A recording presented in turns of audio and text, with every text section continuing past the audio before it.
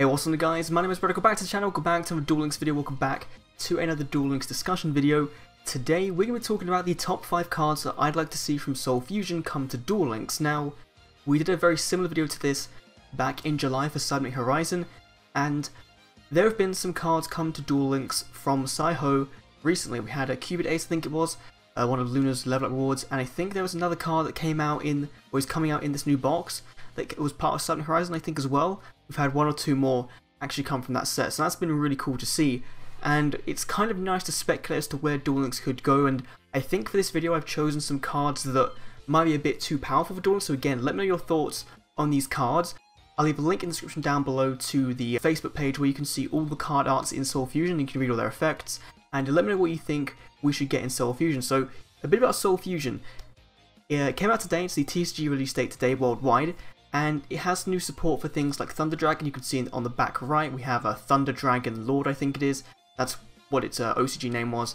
And we have other support for Cyberburst is getting fusions. We've got imported cards from Arc 5, a ton of fusion support there. And we got some classic Yu-Gi-Oh! Archetypes gaining some more support. And we're going to talk about one of those in today's video. But let's get on with my top 5 cards that I'd like to come to Duel Links, and starting off with Gravekeeper's Supernaturalist. So we haven't had Gravekeeper support in a very long time. Konami seemed to be very wary about giving us NECROVALLEY, and this card is one that really relies on NECROVALLEY to gain a big part of its effects. So it requires 2 Gravekeeper's monsters, 2000 attack, 2000 defense, so okay-ish stats. Gains attack and defense equal to the combined original levels of the materials used for its fusion summon, times by 100. So if you use 2 level 4s, it gains 800, becomes 28. If you get the big level 10, I think it is, Gravekeeper's Oracle out in the field, then obviously Supernaturalist is going to be pretty beefy.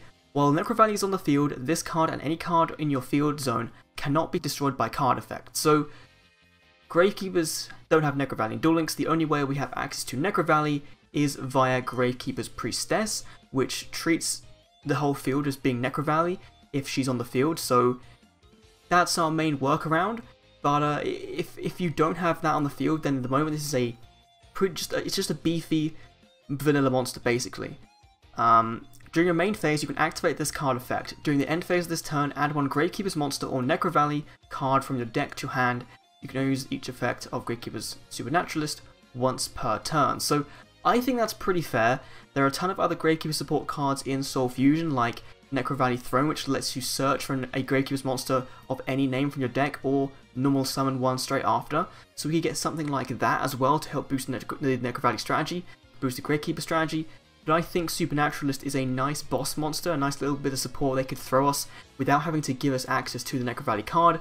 And then if you can keep Supernaturalist alive on your next turn, you can obviously be able to search out for Priestess with its effect, and then NECROVALLEY would be on the field, and then it would gain that can't be destroyed by card effect. So really nice card, and again a nice little bit of support for the archetype. That there are tons of other cards for Gravekeepers in this set, but I thought that Supernaturalist might be one to give an alternative strategy to Gravekeepers, which I think they kind of need. Next we have Diana the Light Spirit, level 4 light, 1700 attack, 1000 defense. Cannot be normal summoned or set, must first be special summoned from your hand by banishing 1 light monster from your graveyard. So we haven't seen too many monsters special summoned by banishing from the graveyard, and I think I talked about one in my Saiho video. But we do need, now that we're in the Synchro era, we need more monsters that actually just special summon themselves out for a very light cost. Obviously there are some that just special summon if there's another monster on the field, but making use of the dead graveyard resources is a very good thing. And Diana being a level 4, aside from the fact that once per turn during end phase of your opponents you gain 1000 attack if she's still on the field, she can be used very easily for level 7 or level 8 synchros, because if you have a level 4 tuner, you're getting a level 8, if you have a level 3, you're getting a level 7, and an archetype that's coming out next week, VYLON EPSILON, the VYLON archetype is getting some synchro support.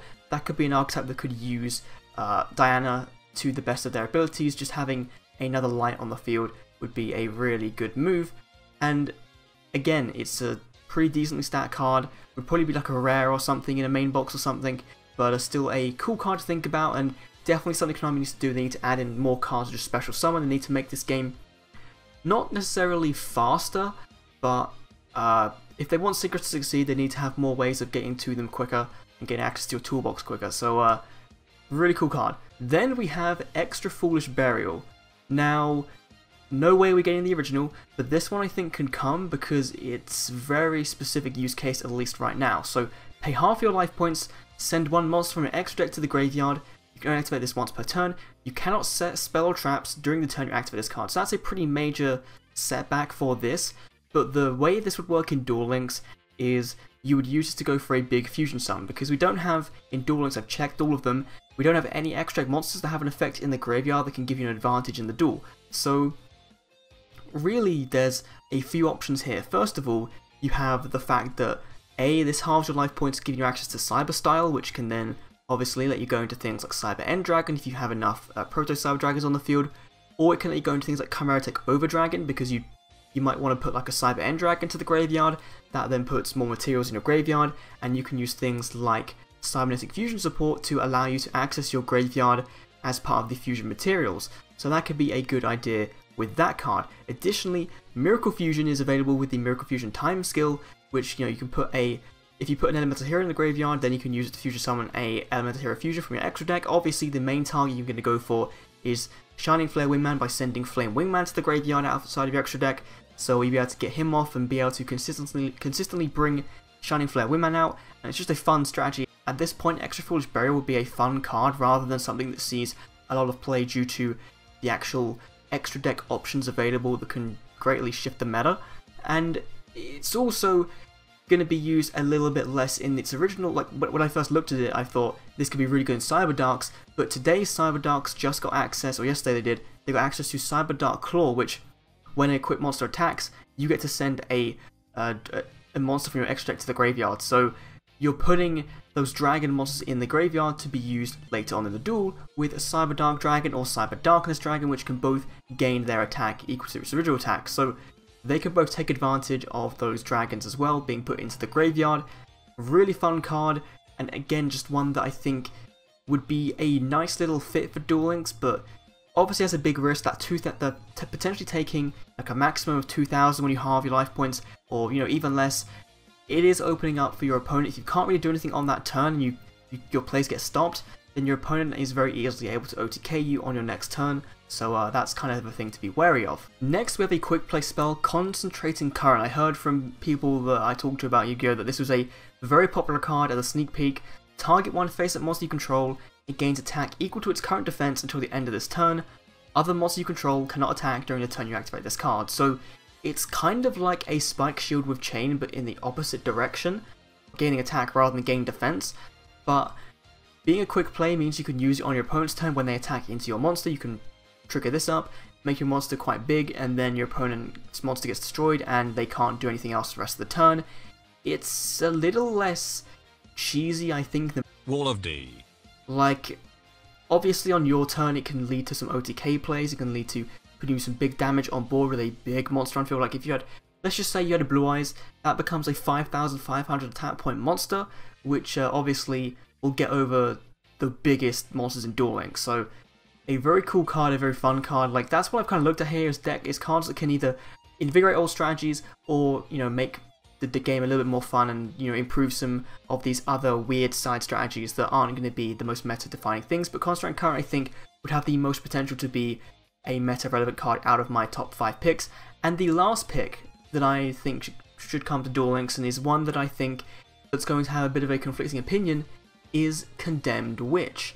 Now this card, according to the TC YouTubers I've seen, this was a bit late. Like this card should have came out years prior. So it's a fairy, 100 attack, 2000 defense, so pretty good defense, but you're not going to use it for its defense. When this card is normal summoned, you can add one Forbidden Quick Play spell from your deck to your hand. So immediately that gives you access to Forbidden Chalice and Forbidden Dress, two cards that have seen competitive play in the past. They don't see too much play now. Of course, I ran into one of them when I was playing against Blue Eyes in my video the other day. But obviously the Gladiator Beast format, these were very good cards to actually play with, and we're still missing 2 other Forbidden cards. We're missing Forbidden Lance, I think it is, and we're also missing Forbidden Scripture.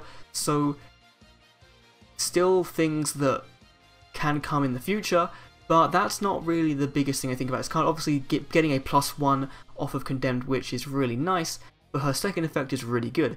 During your opponent's main phase quick effect, you contribute this card, special summon one level 4 fairy monster from your deck, except Condemned Witch. You can only use each effect once per turn. This allows you to go into a few things. So in Duel Links we have access to things like VYLON Soldier, or a lot of the VYLON cards, which obviously are getting new support in the upcoming mini box, thanks to their tuner monsters and their synchro monsters. So a nice little way to tech in with that. Then you have Cloudians, which I don't know why you'd want to go into it with Cloudians, to be fair. Obviously they can't be destroyed by battle. It makes a lot of sense that you go into a monster that can't be destroyed by battle, instead of having to waste things like your forbidden cards to protect it. Or you go into counter fairies, things like Meltiel, Sage of the Sky. If you've got your back row set and you activate a counter trap card, you gain 1,000 life points, and if you have a Sanctuary on the field, you'll destroy one card your opponent controls. Or things like Bountiful Artemis, just to draw a card, gain some more advantage when you activate a counter trap card during your opponent's turn. So obviously some fun little strategies going on there, and that card I think might be a little bit too powerful for Duel Links. Obviously given it has some very limited use cases, but being able to search out any of the forbidden quick play spells is going to be a very good thing and give some consistency to finding those cards.